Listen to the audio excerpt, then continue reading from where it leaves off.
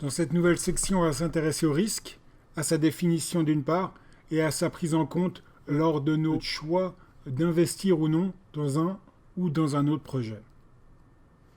On l'a vu qu'en théorie, les investissements, tous les investissements au-dessus du taux de retour minimum augmentent la valeur de l'entreprise et de ce fait, on devrait en théorie investir dans tous ces projets.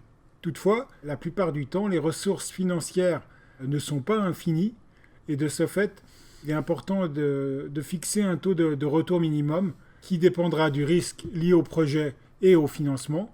Et donc, ce taux de retour minimal sera composé du taux sans risque plus une prime de risque spécifique à ce projet.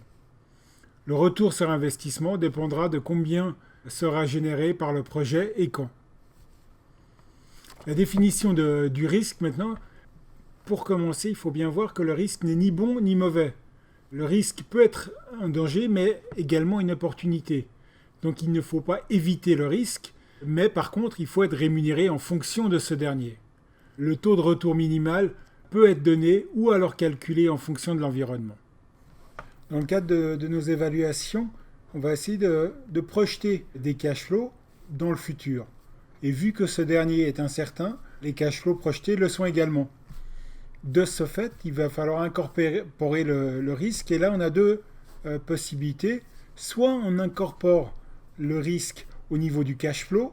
Du coup, nous allons modifier le niveau du cash flow pour prendre en compte l'incertitude. Soit on peut le faire au niveau du taux d'actualisation.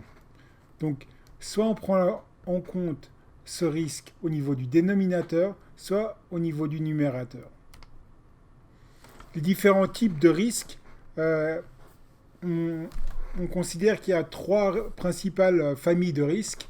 D'une part, les risques macroéconomiques, et là, on pense à la croissance économique, à l'inflation, au niveau des taux d'intérêt, aux risques spécifiques à la société, donc ça c'est la deuxième catégorie de risques, la stratégie des concurrents, le comportement des consommateurs, les risques liés à la technologie.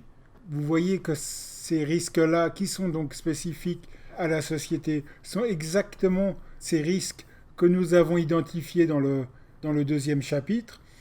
Et la troisième famille de risques sont les risques liés au projet.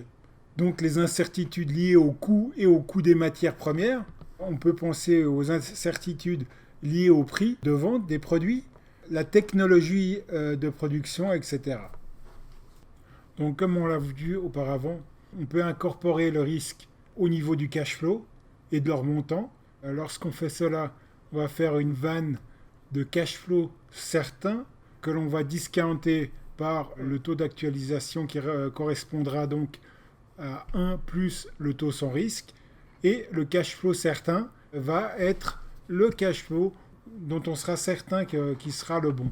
Typiquement, si on pense que dans 90% des cas, il y aura un cash flow de 100 et qu'il y a 10% de chances que ce cash flow soit de 0, on prendra 90. L'avantage est que c'est assez facile à incorporer un facteur de risque par flux. Le désavantage est comment définir la probabilité de ces cash flows et de ces différentes possibilités, surtout que l'on essaye de prédire l'avenir, chose qui n'est jamais facile.